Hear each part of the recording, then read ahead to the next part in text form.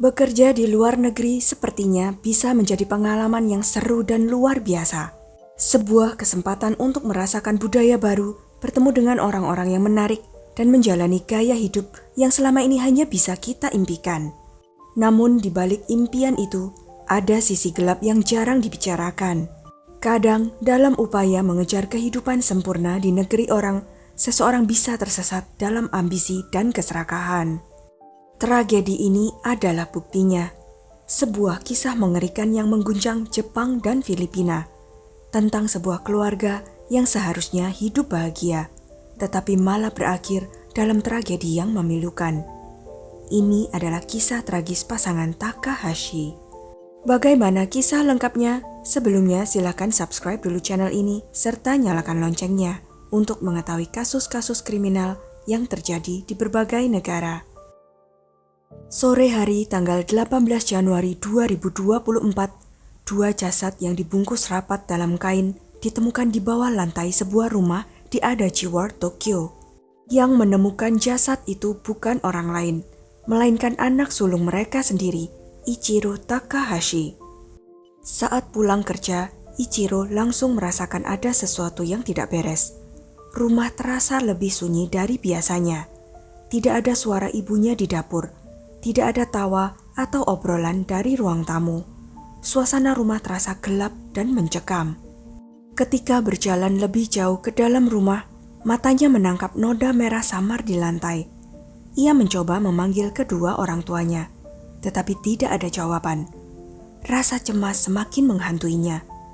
Ia segera mengambil ponselnya dan mencoba menelepon mereka. Tetapi ponsel keduanya mati. Ichiro yang semakin panik mencoba menghubungi tempat kerja ayahnya, Norihiro Takahashi, hanya untuk mendengar kabar bahwa ayahnya tidak masuk kerja hari itu. Saat ia menelepon adiknya, sang adik juga mengatakan belum mendengar kabar dari orang tua mereka. Benar-benar merasa ada yang tidak beres, Ichiro segera menelepon 110, nomor darurat di Jepang, untuk melaporkan kedua orang tuanya yang hilang. Ketika polisi tiba, mereka langsung menyadari ada sesuatu yang janggal. Rumah itu terlalu rapi.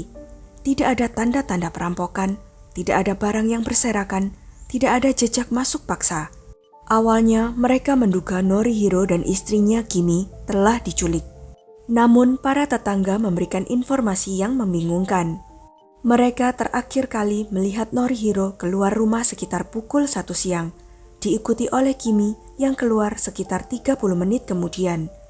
Namun setelah pukul 16:30 keduanya menghilang tanpa jejak. Saat polisi menyisir rumah untuk mencari petunjuk, anjing pelacak mereka tiba-tiba mengendus sesuatu di lantai rumah. Setelah diperiksa lebih lanjut, mereka menemukan sesuatu yang membuat bulu kuduk merinding. Di bawah lantai yang berlumuran darah, terdapat dua jasad yang terbungkus plastik. Norihiro, 55 tahun, dan Kimi, 52 tahun, ditemukan dalam kondisi mengenaskan. Keduanya mengalami banyak luka tusukan. Bekas percikan darah di lantai dan pintu depan menunjukkan bahwa mereka telah berusaha melawan sebelum akhirnya tewas. Namun beberapa bercak darah tampaknya sudah coba dibersihkan. Orang pertama yang diselidiki oleh polisi tentu saja Ichiro, karena dialah yang pertama kali menemukan bercak darah. Selama bertahun-tahun, ia tinggal bersama kedua orang tuanya di rumah itu. Ia mengatakan terakhir kali melihat mereka pada 16 Januari sebelum ia berangkat kerja. Namun ketika polisi bertanya kepada para tetangga, mereka mendapatkan informasi lain. Rupanya beberapa kali terdengar pertengkaran sengit antara Ichiro dan ayahnya. Penyebabnya adalah masalah uang. Beberapa waktu sebelumnya, Ichiro diketahui meminjam uang dalam jumlah besar dari Norihiro. Selain itu, ayah dan anak ini baru saja membeli properti di Senju, Midoricho sekitar 8 miliar rupiah yang masih dalam sengketa kepemilikan. Polisi mulai menduga bahwa Ichiro bisa saja kehilangan kendali dan membunuh orang tuanya karena masalah finansial. Sementara Kimi mungkin menjadi saksi yang harus dibungkam. Namun setelah penyelidikan lebih lanjut, alibi Ichiro terbukti kuat. Rekan-rekannya memastikan bahwa ia sedang bekerja saat pembunuhan terjadi. Setelah Ichiro dikesampingkan sebagai tersangka, polisi mulai mencari arah penyelidikan baru. Mereka kembali mengecek rekaman CCTV di sekitar rumah, berharap menemukan sesuatu yang bisa menjadi titik terang. Hasilnya mencengangkan. Setelah Ichiro pergi bekerja, dua sosok bertopeng terekam memasuki rumah. Mereka tinggal di dalam rumah selama beberapa jam, lalu pergi pada sore hari. Salah satu dari mereka bahkan terekam membuang sesuatu ke tempat sampah tak jauh dari rumah. Saat polisi memeriksa tempat sampah itu, mereka menemukan kantong plastik berisi pakaian berlumuran darah. Hasil forensik menunjukkan bahwa darah itu milik Norihiro dan Kimi. Kasus yang awalnya diduga penculikan, kini resmi berubah menjadi kasus pembunuhan. Polisi kembali menyisir rumah keluarga Takahashi, menggali halaman belakang, dan menurunkan tim forensik untuk mencari petunjuk tambahan. Hingga akhirnya sekitar pukul 6 sore, mereka mencium bau busuk dari sebuah kompartemen tersembunyi di bawah lantai. Ketika dibuka, di dalamnya ditemukan dua jasad dalam kondisi mengenaskan. Norihiro mengalami 10 luka tusukan, sementara Kimi mengalami 8 luka tusukan, dengan sebagian besar luka mengarah ke organ vital. Berdasarkan hasil forensik, waktu kematian diperkirakan terjadi pada 16 Januari, hari di mana Ichiro menyadari orang tuanya menghilang. Ichiro yang awalnya masih berharap kedua orang tuanya selamat, hancur seketika. Kemarahannya memuncak saat ia mengetahui betapa kejamnya cara mereka dibunuh. Polisi yakin bahwa dua sosok bertopeng di rekaman CCTV adalah pelakunya. Mereka segera menyebarkan tangkapan layar dari rekaman itu kepada orang-orang terdekat korban, berharap ada yang mengenali mereka. Awalnya tidak ada yang mengenali mereka, hingga akhirnya Ichiro melihat rekaman itu. Wajahnya berubah pucat. Ia langsung mengenali salah satu sosok tersebut. Salah satu pelaku adalah Hazel Ann Bakuisa Morales, mantan pacarnya sendiri. Berdasarkan petunjuk ini, polisi segera menuju ke apartemen Hazel yang hanya berjarak 10 menit dari rumah keluarga Takahashi. Namun ketika polisi tiba, Hazel sudah menghilang. Tak satu pun tetangganya tahu kemana ia pergi. Seorang teman Hazel kemudian muncul dan menceritakan pertemuan aneh dengannya pada 17 Januari. Dia melihat Hazel mondar-mandir gelisah di sebuah toserba sambil bergumam sendiri, "Perban, perban." Saat dia mencoba menyapanya, Hazel mengabaikannya dan buru-buru pergi. Tanpa putus asa, para penyelidik mengikuti jejak Hazel yang akhirnya membawa mereka ke sebuah penginapan di Fukushima. Pada dini hari tanggal 19 Januari, Kepolisian Metropolitan Tokyo mengepung penginapan tersebut dan menangkap Hazel Ann Bakuisa Morales. Hazel adalah seorang wanita asal Filipina yang datang ke Jepang untuk bekerja. Dia tiba di Jepang pada November 2017. Hazel saat itu baru berusia 23 tahun dan penuh semangat untuk memulai kehidupan baru. Dengan kemampuannya berbahasa Jepang yang fasih dan penampilan yang sesuai dengan standar kecantikan lokal, dia dengan mudah mendapatkan pekerjaan sebagai hostess di sebuah bar yang melayani komunitas Filipina di Jepang. Bar-bar semacam itu semakin populer dan banyak mempekerjakan pekerja asing. Namun karena beberapa orang asing menyalahgunakan visa turis untuk bekerja, pemerintah Jepang mulai memperketat aturan ketenagakerjaan asing, terutama di industri hiburan malam untuk mencegah pekerjaan ilegal. Sebagai orang asing, pilihan kerja Hazel terbatas, begitu pula dengan visanya. Namun ada satu celah hukum. Orang asing yang menikah dengan warga negara Jepang dapat bekerja dengan bebas dan memperpanjang masa tinggal mereka hingga 5 tahun. Dengan memanfaatkan celah ini, Hazel menikahi putra pemilik bar, meskipun pria itu sudah memiliki pacar. Pernikahan itu lebih merupakan kesepakatan bersama daripada hubungan romantis, semata-mata demi memperpanjang masa tinggalnya di Jepang. Hazel dikenal karena pesonanya dan kemampuannya menarik perhatian. Salah satu cerita yang beredar menyebutkan ada seorang pelanggan tetap yang menghabiskan sekitar 2,2 miliar rupiah dalam satu malam hanya untuk bisa berada di dekatnya. Seorang mantan rekan kerja mengingat bagaimana pelanggan tersebut sering terlihat di samping Hazel, dengan Hazel menuangkan minumannya dan mengobrol dengannya. Namun segalanya berubah ketika pria itu melihat foto pernikahan Hazel yang diposting online. Merasa tertipu, dia langsung mengkonfrontasi Hazel, yang kemudian menjelaskan bahwa pernikahan itu hanya untuk formalitas. Meski pria itu tampak menerima penjelasannya, tak lama kemudian dia menghilang tanpa jejak dengan rumor bahwa dia telah ditangkap karena kasus penipuan.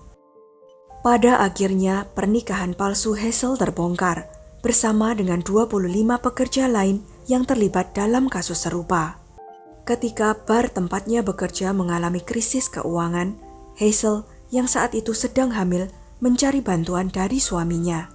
Namun alih-alih mendapat dukungan, dia justru menghadapi kemarahan dan penolakan. Dengan pria itu bersikeras, "Itu bukan anak saya." Hazel pun meninggalkan bar tersebut dengan anaknya yang tidak pernah disebut-sebut lagi. Setelah itu, Hazel pindah ke bar lain dan mengambil pekerjaan siang sebagai perawat di rumah sakit. Meskipun dia tetap kesulitan secara finansial akibat gaya hidupnya yang boros. Sekitar 3 tahun sebelum insiden Takahashi, Hazel bertemu dengan Ichiro. Hubungan mereka berkembang dan Hazel sesekali meminta uang kepadanya untuk menunjang gaya hidupnya. Ichiro memperkenalkan Hazel kepada orang tuanya yang awalnya tampak menyukainya. Dia cantik, sopan, dan berbicara bahasa Jepang dengan lancar, meninggalkan kesan yang baik. Namun ketika pembicaraan tentang pernikahan mulai muncul, ibunya, Kimi, menyatakan keberatannya, meskipun alasan pastinya tidak jelas. Hal ini akhirnya menyebabkan Ichiro mengakhiri hubungannya dengan Hazel. Sejak itu, Hazel menghilang dari kehidupannya, hingga tanggal 16 Januari, hari di mana orang tua Ichiro ditemukan tewas. Pada hari itu, sekitar tengah hari, Ichiro sedang bekerja ketika dia menerima telepon dari Hazel. Itu adalah pertama kalinya dia mendengar suara Hazel sejak perpisahan mereka. Suaranya terdengar gemetar saat dia memohon agar mereka kembali bersama dan memulai kembali hubungan mereka. Ichiro mengabaikan permintaan itu, tetapi pada pukul 5 sore, Hazel mengiriminya pesan singkat yang mengerikan, yang mengatakan sudah selesai. Dengan identifikasi Ichiro terhadap Hazel dari rekaman CCTV, polisi yakin dia terlibat dalam kejahatan tersebut. Tetapi siapa orang kedua yang terlihat di rekaman itu? Setelah penyelidikan lebih lanjut, mereka mengidentifikasi kaki tangan Hazel sebagai Brian Jefferson Lysing de la Cruz, seorang pria Filipina berusia 34 tahun yang telah datang ke Jepang setidaknya 2 kali, terakhir dengan visa kerja sementara untuk program pelatihan teknis pada Juli tahun sebelumnya. Brian ditangkap pada 21 Januari. Awalnya, Hazel mengklaim tidak mengenal Brian dan bersikeras bahwa dia tidak ada hubungannya dengan pembunuhan itu. Mengatakan bahwa pada hari itu, dia sibuk membantu seorang teman mencari apartemen. Namun di bawah tekanan, Brian akhirnya mengaku tidak hanya mengenal Hazel, tetapi juga terlibat dalam kejadian tersebut. Rekaman CCTV menunjukkan Brian membeli 3 kaleng bir di sebuah toserba sekitar pukul 10:20 malam pada hari pembunuhan.